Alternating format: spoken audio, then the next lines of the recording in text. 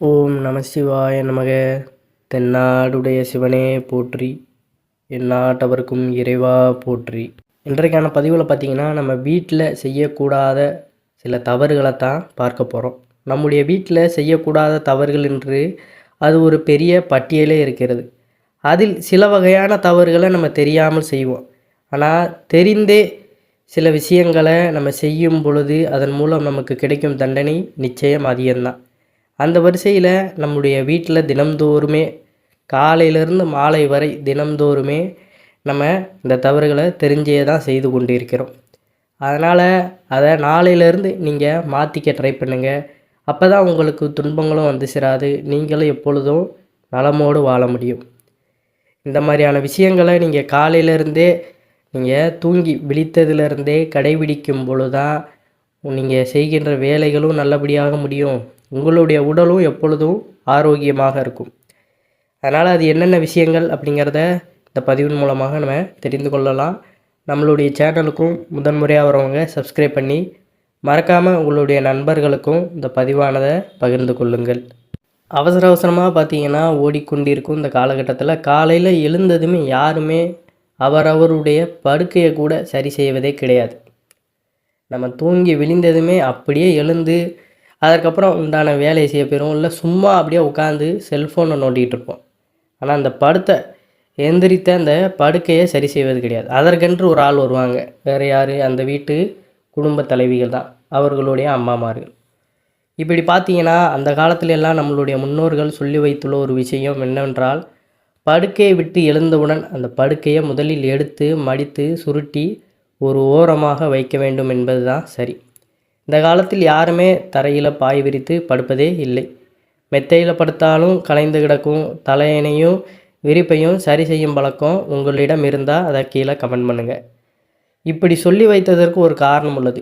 இரவு முழுவதுமே கை கால்களானது எந்த ஒரு அசைவும் இல்லாமல் ஆழ்ந்த தூக்கத்தில் நம்ம இருக்கின்றோம். அப்படி அசைவு இல்லாத உடல் பாகங்கள் திடீரென்று எந்த ஒரு வேலையும் செய்வதற்கு ஒத்துழைக்காது.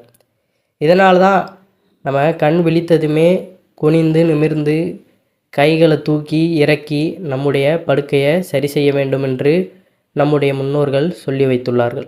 இந்த பழக்கமானது அறிவியல் ரீதியாக பார்த்தோம்னா நம்மளுடைய உடல் நலத்திற்கு அது நல்லது. படுக்கையை கண் விழித்தவுடன் சரி செய்து விட்டோமே ஆனால் வீட்டில் பார்த்திங்கன்னா தரித்திரம் இருக்காது. இது ஆன்மீக ரீதியான ஒரு உண்மை.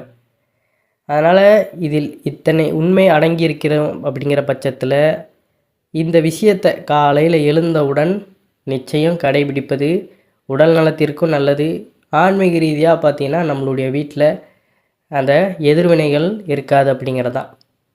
உடனே அந்த இடத்த நம்ம மடித்து சுத்தம் பண்ணிடுறோம். அப்போ அதே அப்படியே போட்டிருந்தோம்னா அது ஒரு நெகட்டிவ் எனர்ஜி மாதிரி தான். அதனால் இதை கட்டாயம் கடைபிடிக்க வேண்டியது அவசியம். முதல் விஷயம் இது. அதனால் இதை அனைவருமே கடைபிடிப்பது மிகவும் நல்லது. அடுத்ததாக பார்த்திங்கன்னா சில வீட்டில் பெண்கள் கண் விழித்ததுமே சமையலறைக்கு சென்று அடுப்பை பற்ற வைத்து குடிப்பதற்கு காப்பியோ டீயோ போட தொடங்கி விடுவார்கள். உங்கள் வீட்டில் இரவு நேரத்தில் எச்சில் பாத்திரங்களை சுத்தம் செய்திருந்தால் மட்டும் சமையலறைக்குள் சென்று முதலில் அடுப்பை பற்ற வைப்பதில் எந்த ஒரு தவறும் கிடையாது. அதாவது பார்த்திங்கன்னா இரவு நேரத்தில் சமைத்த அந்த சமையல் பாத்திரங்கள், சாப்பிட்ட தட்டு, இது எல்லாமே காலை வர சிங்கில் இருந்துச்சுன்னா நீங்கள் போய் அந்த இடத்துல முதல்ல அடுப்பை பற்ற வைக்கக்கூடாது. நைட்டே நீங்கள் எல்லாம் சுத்தம் பண்ணிட்டீங்கன்னா போய் பற்ற வைக்கலாம். இரவு சாப்பிட்ட எச்சில் பாத்திரம் உங்கள் வீட்டு சமையலறையில் இருக்கும் பட்சத்தில் அதை சுத்தம் செய்யாமல் அடுப்பை பற்ற வைப்பது மிகவும் தவறான ஒன்று. முடிந்தால் இரவு நேரத்திலாவது அதை சுத்தம் செய்துவிட்டு படுக்க வேண்டும். இல்லை என்றால் காலையில் தான் உங்களால் சுத்தம் செய்ய முடியும்னா காலையில் எழுந்த உடனே சீக்கிரமாக எழுந்து அந்த பாத்திரங்களை சுத்தம் செய்து வைத்த பிறகு தான் அடுப்பை பற்ற வைப்பது என்பது சரியான முறை. இதுதான் நன்மை, அதையும் தெரிந்து கொள்ளுங்கள். ஏன்னா நம்ம அதை அப்படியே போட்டுட்டு அடுப்பை பற்ற வைக்கிறோம்னா அதுவும் ஒரு விதமான தரித்திரம்தான். அதுவும் நமக்கு எதிர்வினையாக தான் உண்டு பண்ணும். அடுப்பை எப்பொழுதும் சுத்தமாக வச்சுருப்பதுனால தான் அந்த இடத்துல நமக்கு அந்த அன்னகடாட்சம் அப்படிங்கிறது மிகுதியாக இருக்கும். அது உணவிற்கு அப்படிங்கிறது பஞ்சம் அப்படிங்கிறது இருக்காது. சமையலறை எந்த அளவுக்கு நீங்கள் சுத்தமாக நீட்டாக அதை கண்டினியூவாக நீங்கள் ப்ராசஸ் பண்ணி வரீங்களோ அந்தளவுக்கு தானியமானது அந்த சமையலறையில் எப்பொழுதும் பெருகி கொண்டே இருக்கும் அப்படிங்கிறதான் நிதர்சனமான உண்மை. அதனால் இந்த 2 விஷயம், முதல்ல பார்த்தீங்கன்னா படுக்கை அறையை நம்ம சுத்தம் செய்வது, அதற்கப்புறம் சமையலறை நம்ம சுத்தம் செய்து வைப்பது. இப்போ நம்மளுடைய முன்னோர்கள் வழியில், அதாவது பழைய வீட்டில் இப்போ பார்த்தீங்கன்னா சிங்க் வந்துருச்சு. எல்லா பாத்திரத்தையும் நம்ம சமையலறையிலேயே பக்கத்துலேயே போட்டு வச்சுருந்தோம், எச்சில் பாத்திரங்களை. ஆனால் அந்த காலத்துல எல்லாம் பார்த்தீங்கன்னா நம்மளுடைய முன்னோர்கள் இன்னமும் சில வீடுகளில் எச்சில் பாத்திரங்களை இரவு நேரத்தில் சமையலறையில் வைக்க மாட்டார்கள். அவர்களுக்கு அந்த இடவசதி கிச்சனில் இருந்தாலுமே பின்பக்கத்திலேயோ அல்லது சமையலறையை தவிர்த்து வேறு ஏதாவது வெளியிடங்களில் தான் எச்சில் பாத்திரங்களை போட்டு வைக்கும் அந்த பழக்கத்தை கொண்டு இருக்கிறார்கள். இன்று நமக்கு இடப்பற்றாக்குறை அப்படிங்கிற பட்சத்தில்னாலும் வேலையை எளிதாக்கணும் அப்படிங்கிறதுனால சமையலறை பக்கத்துலேயே அந்த சிங்கை நம்ம உருவாக்கி நம்ம அதிலேயே இது பண்ணுறோம்.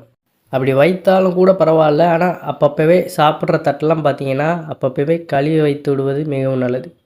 முடிந்தவரை இரவு நேரத்திலேயே இந்த எச்சில் பாத்திரங்களை கழுவி வைப்பது தான் மிகவும் சரியான ஒன்று. அந்த பாத்திரங்களிலிருந்து வீசும் கெட்ட வாடையோடு காலையில் முதல் சமையலை தொடங்குவது என்பது தவறானது என்று சொல்லப்பட்டுள்ளது. அதனால் இந்த ஒரு ஹேபிட் உங்களிடம் இருந்தால் நாளையிலிருந்து அதை மாற்றிக்கொள்வது மிகவும் நல்லது. அதுக்கப்புறம் பார்த்திங்கன்னா எப்பொழுதுமே சாப்பிடும் பொழுது சில பேர் வீட்டிலலாம் குழந்தைகளுக்கு அந்த சாப்பாடு ஊட்டும் பொழுது பார்த்திங்கன்னா உருண்டையாக அதை பிடித்து வைத்து சாப்பிடும் பழக்கத்தை வைத்திருப்பார்கள். இது மிகப்பெரிய ஒரு தவறாக நம்மளுடைய சாஸ்திரத்தில் சொல்லப்பட்டுள்ளது. உங்களுடைய குழந்தைகள் சாதத்தை உருண்டை பிடித்து சாப்பிடும் பழக்கத்தை வைத்திருந்தால் அதை திருத்தி கொள்ள சொல்லுங்கள். பெரியவர்களுக்கு, நம்ம வீட்டு பெரியவர்களுக்கு நம்ம சாப்பாடு கொடுக்கும் பொழுதும் நம்ம அப்படியே பிசைஞ்சு தான் கொடுக்கணுமே தவிர அதை உருண்டையாக பிடித்து சாப்பிட கொடுக்கக்கூடாது. இதேபோல் நாம் சாப்பிட்ட அந்த எச்சிலான தட்டில் மீதம் வைத்த அந்த சாப்பாட்டையோ எச்சில் இலையோ பசுமாட்டிற்கு கொடுக்கக்கூடாது. இதையும் நல்லா நம்ம ஞாபகம் வச்சுக்கொள்ளணும். அதாவது சில பேர் இந்த எச்சில் இலைகளை பசுமாட்டிற்கு சாப்பிடுவதற்காக மாட்டு தொட்டிலில் கொண்டு போய் போடும் பழக்கத்தை வைத்துள்ளார்கள். இது மிகப்பெரிய தவறாக சொல்லப்பட்டுள்ளது. இது பல பேருக்கு பார்த்திங்கன்னா தெரிவது கிடையாது. தெரியாமல் செய்திருந்தால் பரவாயில்ல, இனி அந்த தவறை திருத்தி கொள்ளுங்கள். பசுமாடானது இப்போ சாலையிலலாம் ரோட்டில் குப்பை தொட்டி இருக்கும், அங்கே போய் நம்ம இந்த மாதிரி கொட்டியிருப்போம், இந்த எச்சில் இலைகள் இதெல்லாம் கொட்டியிருப்போம். அப்போ அந்த பசுமாடானது தானாக போய் சாலையில் சென்று எச்சில் இலைகளை சாப்பிடுவது என்பது வேறு. நம்மளாக தெரிந்தே போய் அந்த எச்சில் இலைகளை கொண்டு போய் பார்த்திங்கன்னா எச்சில் பண்டங்கள் எச்சில் இலைகளை கொண்டு போய் பசுமாட்டிற்கு கொடுக்கக்கூடாது என்பதை மட்டும் நினைவில் வைத்துக்கொள்ள வேண்டும். அதை நம்மளாக கொண்டு போய் கொடுக்கக்கூடாது. நம்ம குப்பையில் போடுறோம், அது தானாக சாப்பிட்டா கூட நம்ம கண்ணுக்கு பட்டுச்சுன்னா விரட்டி விட்டுறணும். அதுக்கு பதிலாக உங்கள்கிட்ட ஏதாவது வாழைப்பழம் இந்த மாதிரியான பழங்கள் இருந்தால் கூட அதை கொண்டு போய் நீங்கள் கொடுக்கலாம். இது ஒரு நல்ல விஷயம். குறிப்பாக வீட்டில் குழந்தைகள் பார்த்திங்கன்னா முதல் முறையாக சாப்பிடும் பொழுது அவர்களுக்கு இந்த மாதிரி உருண்டையாக பிடித்து சாப்பிடணும் அப்படிங்கிற அந்த பழக்கத்தை ஏற்படுத்தவே கூடாது. குறிப்பாக வீட்டில் இருக்கும் பெண்கள் உங்களுடைய குழந்தைகளுக்கு இந்த நல்ல பழக்கத்தை சொல்லித்தர வேண்டியது மிகவும் அவசியமானது. நம்மளுடைய வீட்டில் நாம் செய்யும் இந்த சின்ன சின்ன தவறுகள் கூட வரக்கூடிய பெரிய பெரிய பிரச்சனைகளுக்கு காரணமாக அமைந்துவிடும் என்பதனால தான் நம்ம இவ்வாறு சொல்வது. அதாவது காலையில் எழுந்து இரவு தூங்குவதற்கு முன்பு வரை பார்த்திங்கன்னா இவ்வாறான விஷயங்களை நம்ம முறைப்படி கடைபிடிக்கும் பொழுது தான் அது நமக்கு நன்மை பயக்கக்கூடியதாக இருக்கும். அதுபோல் எப்பொழுதும் பார்த்திங்கன்னா குழந்தைகள் இருக்கின்ற வீட்டில் பெரியவர்கள் எப்பொழுதுமே சண்டை போடக்கூடாது, அமங்கலமான வார்த்தைகளை பேசக்கூடாது. ஏன்னா நம்ம என்னென்ன விஷயங்களை செய்கிறோமோ அந்த விஷயங்கள் எல்லாமே அந்த நேரத்தில் அந்த குழந்தைகளுக்கு அவ்வளோ தாக்கத்தை ஏற்படுத்தும். ஏன்னா அந்த வயசில் எல்லாமே அப்போ தான் அவர்கள் உட்கிரகிக்கின்ற ஒரு நேரம், எல்லாமே அந்த நேரத்தில் நல்லா கற்றுக்கிடுத ஒரு டைம். அப்போ அமங்கலமான வார்த்தைகளை நம்ம பேசும் பொழுது அது அந்த குழந்தைக்கு அப்படியே போய் சேரும். அப்போ ஏதாவது ஒரு சண்டை நடக்கும் பொழுதும் இல்லை விளையாட்டாக கூட அந்த குழந்தை அந்த வார்த்தையை விடும். அது சொல்லும் பொழுது தான் உங்களுக்கு தெரிய வரும், நம்ம இவ்வளோ பெரிய தவறு செய்து விட்டோமே அப்படின்ட்டு. அதனால் முடிந்தளவுக்கு வீட்டில் எப்பொழுதுமே நல்ல வார்த்தைகளை பேசணும். ஸோ ஒரு லேசாக கூட சின்னதாக கூட பார்த்திங்கன்னா அமங்கலமான வார்த்தைகளை பேசக்கூடாது. ஏதோ சண்டை நடந்தாலும் சைலண்டாக அதை எப்படி சரி செய்யணும் அப்படிங்கிறதான் பார்க்கணும். இங்கே ஒரு வார்த்தையை விட அங்கே ஒரு வார்த்தையை விட இப்படியே போய்கிட்டே இருந்துச்சுன்னா அது ரொம்ப ஒரு தரித்திரத்தை தான் ஏற்படுத்தும். அப்போ இதுவே நமக்கு பல துன்பங்கள் கொண்டு வருவதற்கு வாய்ப்பு இருக்கிறது. அப்போ சண்டை வந்துச்சுன்னா என்ன ஆகும்? ஒருவருக்கு ஒருவர் பேச மாட்டாங்க. வேலை எல்லாமே வீட்டில் இந்த வேலைப்பாடுகளும் நல்லபடியாக நடக்காது. இப்போ அமைதியான முறையில் அதற்கான பிரச்சனை என்ன, அதுக்கு தீர்வு கண்டு உடனே இருவருக்கொருவர் சமாதானமாகி பரஸ்பர அன்போடு இருப்பது தான் மிகவும் சிறப்பு. அதனால் இதையும் ஞாபகம் வைத்து கொள்ளுங்கள். நம்ம இது மாதிரி பார்த்திங்கன்னா பல பதிவுகளை வீட்டு நலனுக்காக பல பதிவுகளை செய்யக்கூடாது, தவறான விஷயங்களை பதிவிட்டு கொண்டு தான் வரோம். இன்றைக்கு நம்ம ஒரு சில விஷயங்களை தெரிந்து கொண்டோம். இதுபோல் மேலும் பல தகவல்களை தெரிந்து கொள்வதற்கு தொடர்ந்து நம்மளுடைய சேனலை சப்ஸ்கிரைப் பண்ணி நம்மளோடு இணைந்திருங்கள். அனைவரும் என்றும் இறையருள் பெற்று நலமுடன் வாழ வேண்டும். நன்றி, வணக்கம். ஓம் நம சிவாய நமக.